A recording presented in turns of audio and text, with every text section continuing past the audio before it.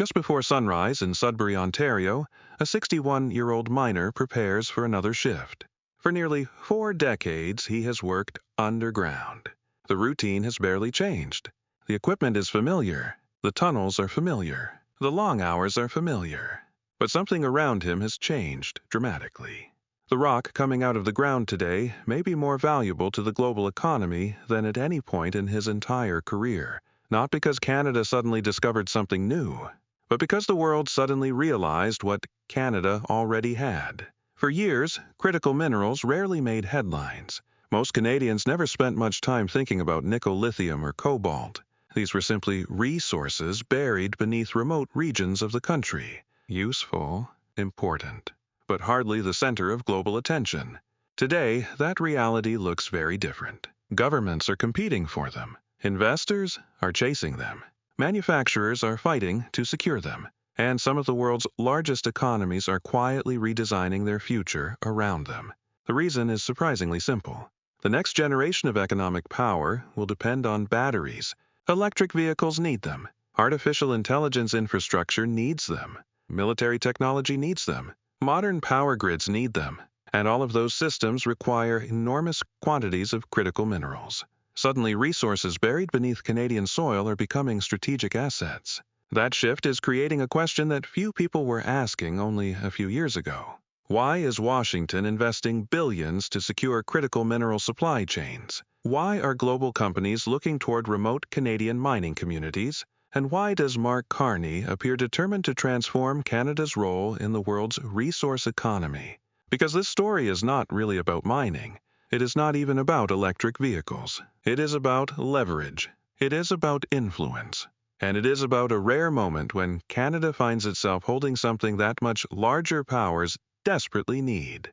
For decades, Canada often played the role of supplier, a dependable partner, a reliable exporter, a country that provided resources while others captured much of the value further down the supply chain. But something is changing. As competition between the United States and China intensifies, Canada is discovering that some of its greatest advantages were hidden in plain sight all along, and that realization could reshape industries, communities, and economic relationships across North America. If Canada's resource future matters to you, press like before you move on, because what happens next may determine where future factories are built, where future jobs are created, and which countries hold the strongest position in the industries of tomorrow.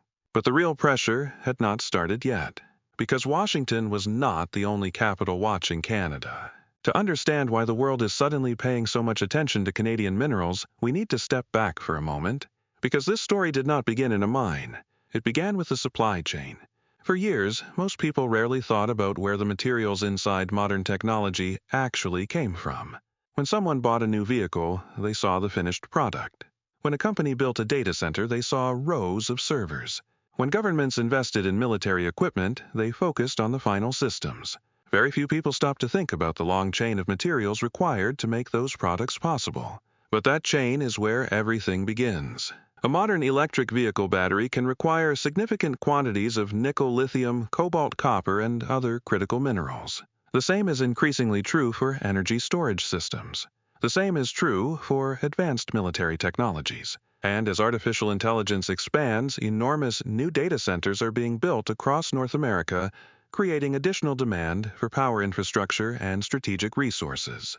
At first glance, these industries may seem unrelated, but they all depend on the same foundation: raw materials. Without them, factories slow down, projects are delayed, investments become riskier, and entire industrial strategies begin to wobble. For decades, much of the world operated under a simple assumption.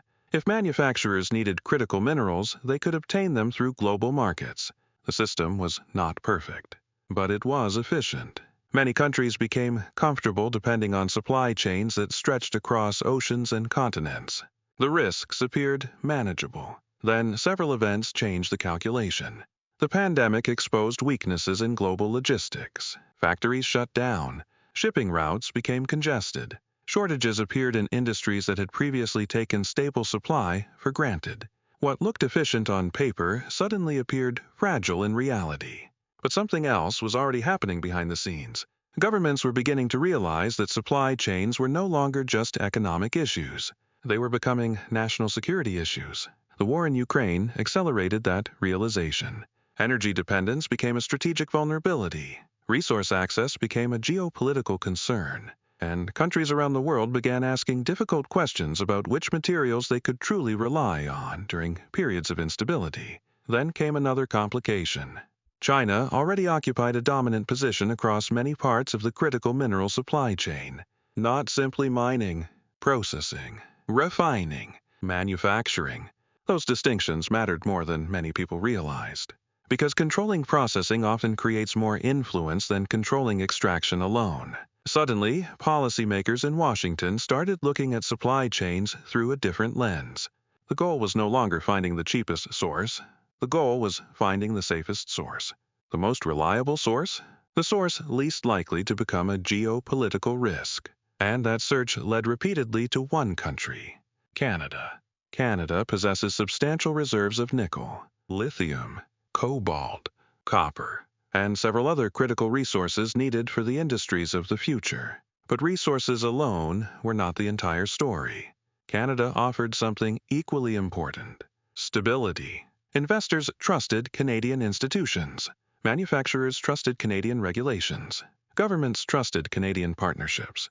In a world becoming increasingly uncertain, predictability became valuable. And Canada had plenty of it. Consider a battery factory in Michigan. Its future production plans depend on reliable mineral supplies.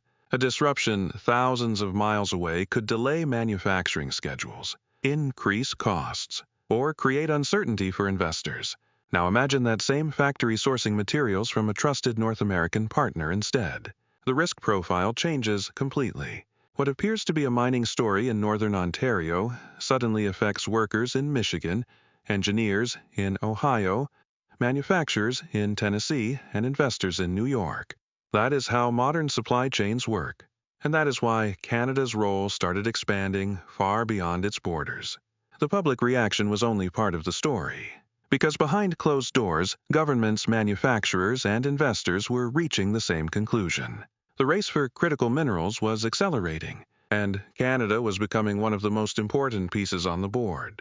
What looked like a mining story was quickly becoming a national security story, and Washington was about to discover that securing supply was far more complicated than simply buying resources.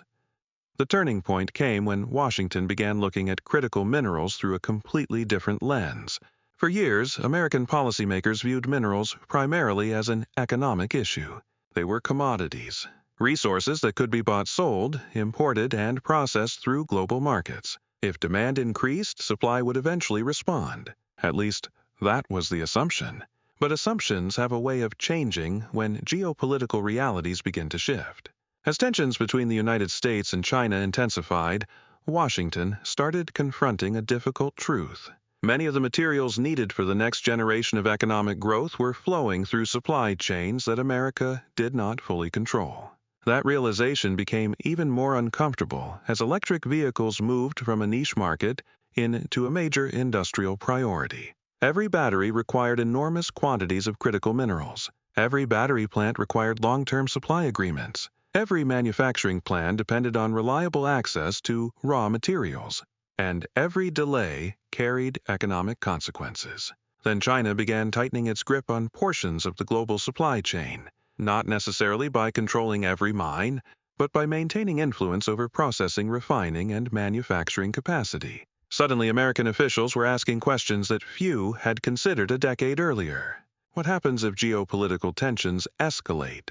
What happens if supply chains become weaponized? What happens if strategic materials are no longer available when they are needed most? Those questions triggered a wave of concern that spread far beyond government offices. Investors noticed. Manufacturers noticed. Automakers noticed. Defense planners noticed. And billions of dollars began moving toward securing alternative supply chains. One of the clearest signals came through massive industrial investment programs designed to strengthen North American manufacturing. The objective was straightforward: reduce dependence on vulnerable supply chains, bring more production closer to home, create a more secure industrial base. But there was a problem. Building factories is easier than building supply chains. A battery plant can be constructed in a few years. A mine often takes much longer. Permits, infrastructure, environmental reviews, financing, community agreements. Everything takes time. And time was becoming the one thing Washington felt it had less of. Meanwhile, thousands of kilometers north of Washington, something unexpected was happening. In a small community in northern Ontario, a local diner owner began noticing changes. A few years earlier, weekday mornings had become increasingly quiet. The mining sector was struggling through uncertainty. Young workers were leaving. Some families wondered whether the next generation would need to move elsewhere to build a future. Business slowed. Optimism faded. Then new faces started appearing. Geologists, engineers, investors, consultants, representatives from companies most local residents had never heard of before. One meeting became two. Two became 10. Hotel parking lots filled more often. Restaurant tables stayed occupied longer. Conversations that once focused on decline slowly shifted toward opportunity. No one knew exactly where it would lead, but people could feel something changing.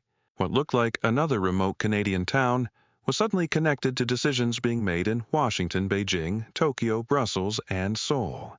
And for many residents, that realization felt almost surreal. The minerals beneath their feet had not changed. The world around them had. That shift created a new reality for Canada. For decades, Canadian resources had often been viewed as important but replaceable. Now they were increasingly being viewed as strategic. That distinction matters. Important resources attract customers. Strategic resources attract governments. And when governments become involved, the conversation changes.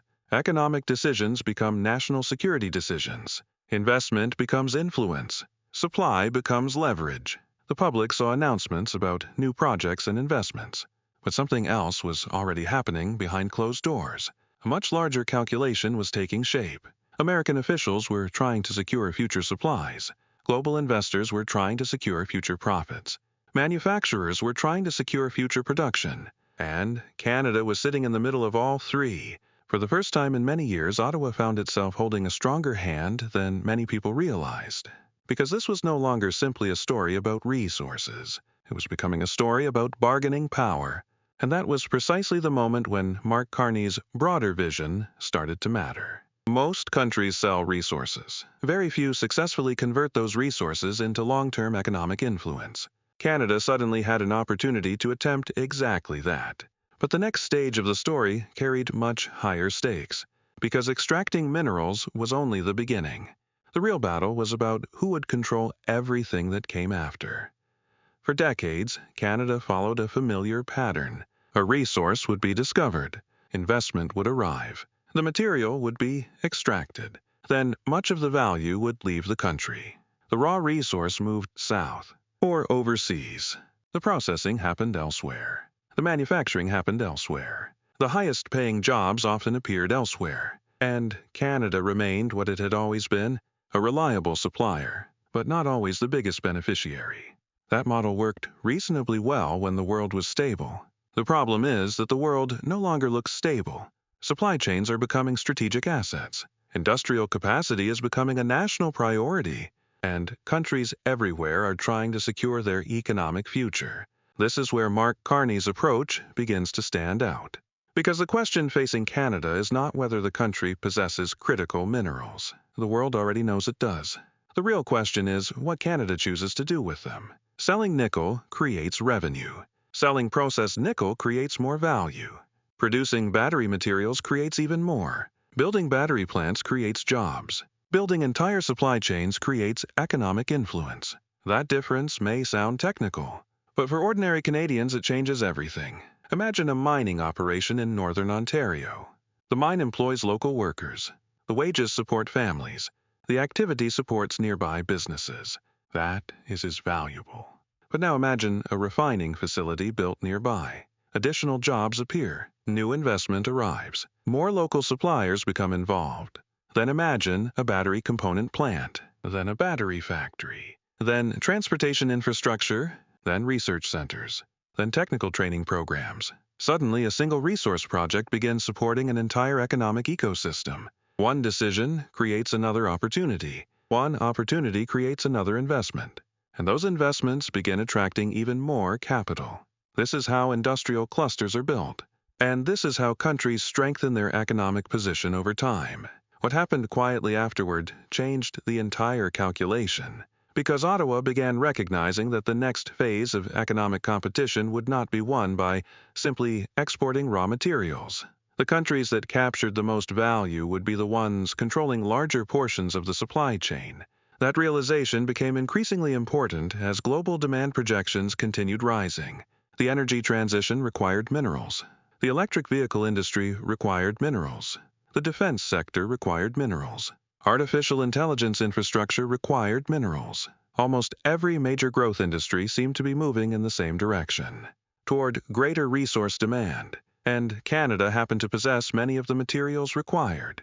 For communities across the country, that possibility carried enormous significance. Consider one family whose connection to mining stretches across 3 generations. The grandfather spent much of his life working underground. The work was physically demanding. The hours were long, but it provided stability.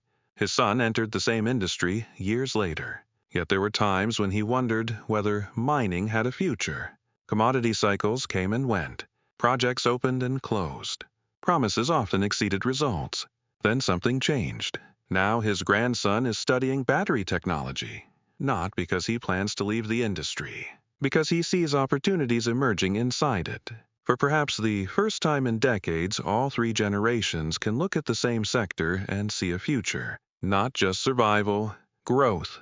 That kind of optimism has become increasingly rare in many industrial communities, and that is precisely why the stakes are so high, because opportunities can disappear as quickly as they appear. The challenge facing Canada is not simply resource development. It is speed. Other countries understand the same opportunity. The United States is investing aggressively. Europe is investing aggressively. Asia is investing aggressively. Everyone wants secure supply chains. Everyone wants advanced manufacturing. Everyone wants the jobs. And everyone wants the strategic advantages that come with them. That creates pressure on Ottawa, pressure on industry, pressure on investors. Because resources alone are not enough. The race is about building the infrastructure needed to convert resources into long-term prosperity. And there is another risk hidden beneath the surface. If Canada moves too slowly, much of the value could still migrate elsewhere. The minerals might remain Canadian, but the factories might not. The jobs might not. The technological expertise might not. The influence might not. That possibility explains why this moment feels different from previous resource booms. This is not simply about what Canada can sell. It is about what Canada can become. And for many Canadians, that question carries far greater importance than the price of nickel or lithium. But the effects did not stop at the border. Because while Ottawa and Washington were strengthening their partnership, another major player was already studying the situation very carefully. And Beijing had no intention of watching from the sidelines. For years, much of the discussion surrounding critical minerals focused on supply. Who had them? Who needed them? Who could produce them? But as governments looked deeper into the supply chain, another reality emerged. Possessing resources was important. Controlling processing was often even more important. And this was where China had spent decades building an advantage. Long before critical minerals became a mainstream political issue, Beijing had been investing across multiple parts of the supply chain: mining, processing, refining, battery manufacturing, industrial infrastructure. The strategy was patient, methodical, and largely ignored by much of the Western world. Then demand exploded. Electric vehicles moved into the mainstream. Renewable energy expanded. Artificial intelligence increased pressure on electrical systems. Defense industries sought secure access to strategic materials. Suddenly everyone wanted the same resources at the same time. And many discovered that China occupied a stronger position than expected. That realization created concern in Washington. But it also created concern in Europe. Germany needed secure supply chains. France needed secure supply chains. Japan needed secure supply chains. South Korea needed secure supply chains. The challenge was not finding buyers. The challenge was finding reliable alternatives. And that brought global attention back to Canada.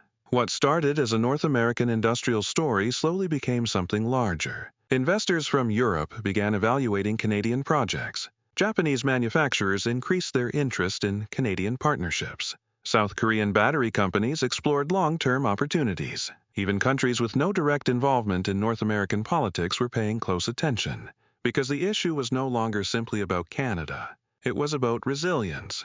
Every major economy had learned the same lesson during recent years. Dependence creates vulnerability. The more concentrated a supply chain becomes, the greater the risk when disruptions occur. And disruptions were becoming more common. Pandemics, geopolitical conflicts, export restrictions, trade tensions. Each event reinforced the same message. Diversification mattered. This created a fascinating shift in Canada's position. For generations, Canada's economic success often depended on access to larger markets, particularly the United States. That relationship remains essential. But critical minerals introduce something new into the equation. For perhaps the first time in decades, multiple major economic powers were actively competing to build stronger relationships with Canada around the same strategic resources. That does not make Canada a superpower, nor does it eliminate the country's challenges. But it does create options. And options create leverage. That distinction may prove extremely important during the coming decade, because countries with options can negotiate differently than countries without them. Countries with options can attract investment from multiple directions. Countries with options can reduce dependence while maintaining partnerships. Mark Carney appears to understand that reality. His vision has never been centered on confrontation. It has been centered on positioning. Positioning Canada where future investment naturally wants to go. Positioning Canada where future supply chains naturally want to expand. Positioning Canada as a trusted partner in an increasingly uncertain world. That may sound less dramatic than political slogans, but history often rewards strategy more than rhetoric. And for Canada, the timing may be unusually favorable. Yet opportunities can create their own risks. The more valuable Canadian minerals become, the more pressure will build around how those resources are developed. Environmental concerns will remain. Infrastructure challenges will remain. Competition for investment will remain. And global demand will continue rising. The question is no longer whether Canada possesses strategic resources. The world has already answered that question. The question is whether Canada can transform those resources into lasting economic strength before competitors move faster, because the real economic damage often appears years after opportunities are missed. And history is filled with countries that possessed extraordinary advantages but failed to fully capitalize on them. For Canada, that possibility may be the greatest risk of all. Not that the country lacks resources, but that it underestimates the opportunity sitting beneath its own soil. And if that opportunity is managed correctly, the consequences could extend far beyond mining towns, battery plants, or supply chains. They could help redefine Canada's role inside the North American economy itself.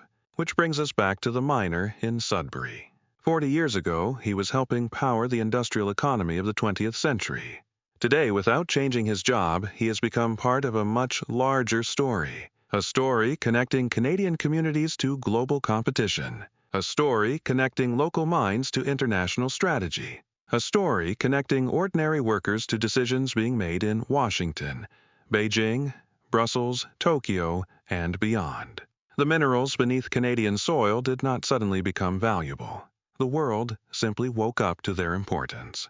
And now Canada finds itself standing at a crossroads. One path leads to repeating an old pattern, exporting resources while others capture much of the value.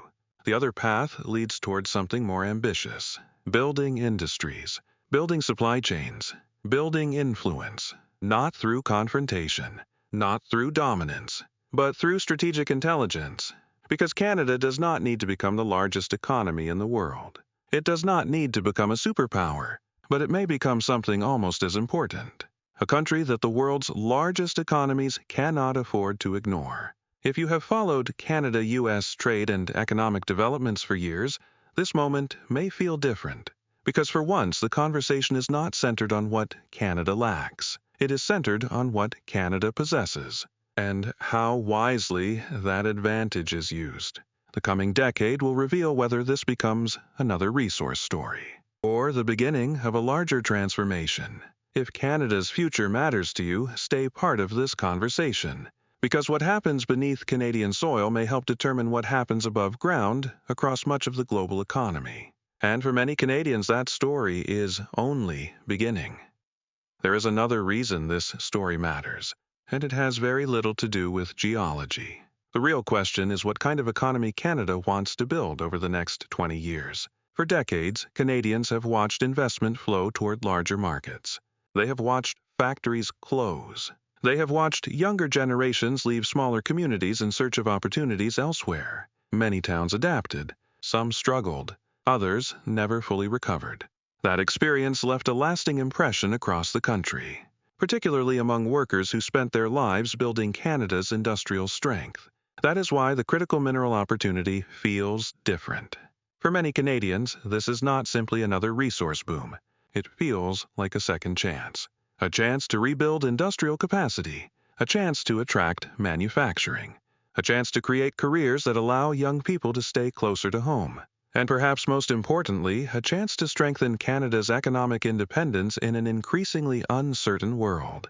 Because economic power is changing. In the 20th century, power often came from oil, from manufacturing scale, from population size. Those factors still matter, but the industries shaping the future depend on something else as well. Access to strategic materials.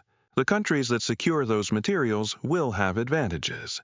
The countries that process them will have greater advantages, and the countries that build entire industrial ecosystems around them may gain advantages that last for generations. That is the opportunity now sitting in front of Canada. But opportunities rarely arrive without competition. Washington understands what is at stake. Beijing understands what is at stake. European capitals understand what is at stake. Investors certainly understand what is at stake. The question is whether Canadians fully understand it as well, because the decisions being made today could influence communities for decades. Mining projects approved today may support jobs 10 years from now. Processing facilities built today may attract manufacturers tomorrow. Training programs launched today may create entirely new career paths for future generations. The consequences unfold slowly, but they accumulate. That is how economic transformations happen, not overnight. Not through a single announcement, but through thousands of decisions moving in the same direction. And perhaps that is the most important lesson in this entire story. The resource war is not really about winning.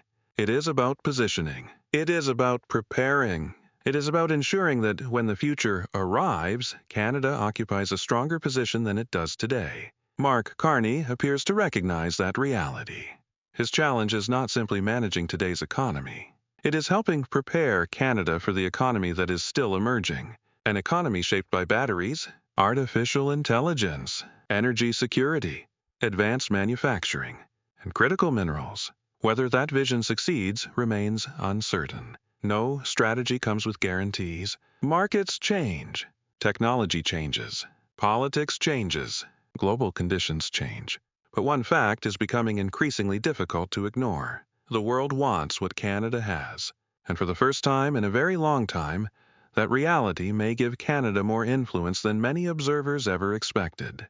Years from now, historians may look back on this period and see it as a turning point.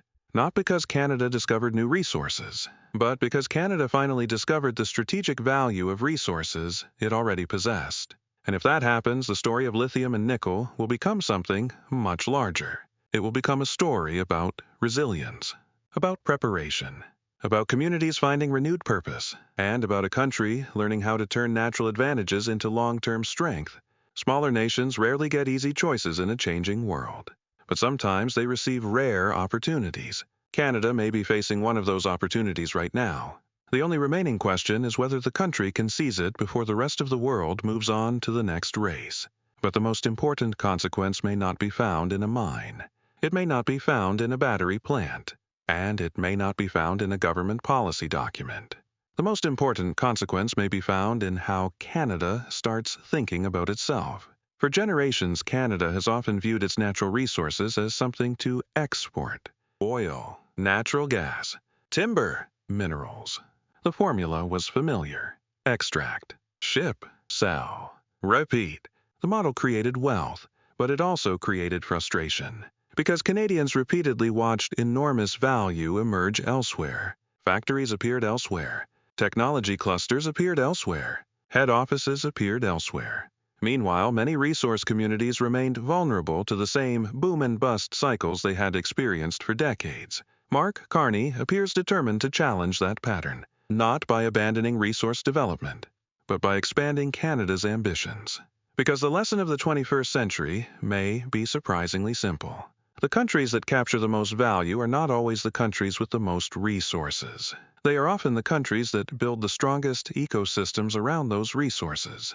That distinction could define Canada's next chapter, and it helps explain why Carney has repeatedly emphasized investment, industrial strategy, energy, infrastructure, innovation, and long-term competitiveness.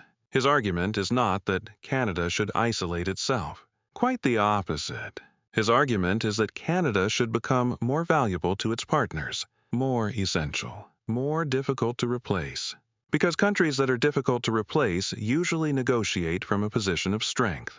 That reality is becoming increasingly visible across North America. Washington wants secure supply chains. American manufacturers want reliable inputs.